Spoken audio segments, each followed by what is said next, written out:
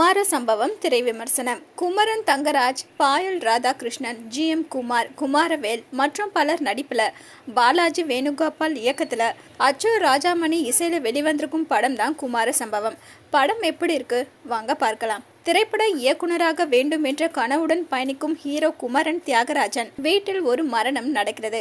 அந்த மரணம் கொலையாக இருக்கலாம் என்று சந்தேகிக்கும் காவல்துறையின் சந்தேக பார்வை குமரன் மீது திரும்புகிறது.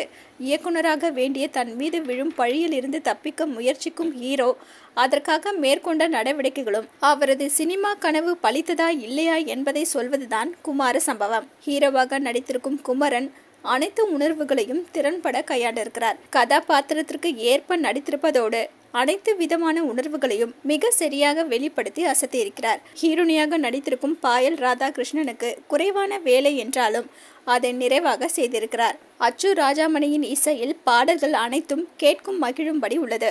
ஒளிப்பதிவாளர் ஜெகதீஷ் சுந்தரமூர்த்தியின் ஒளிப்பதிவில் காட்சிகள் கதைக்காலத்தின் தன்மையை கண்களில் கொண்டு சேர்க்கின்றன.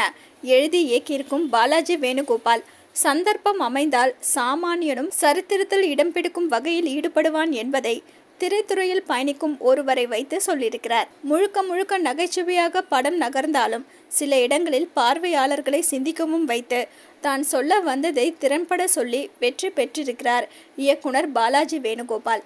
மொத்தத்தில் குமார சம்பவம் பெரிய சம்பவம் இல்லை என்றாலும் பார்க்கலாம்.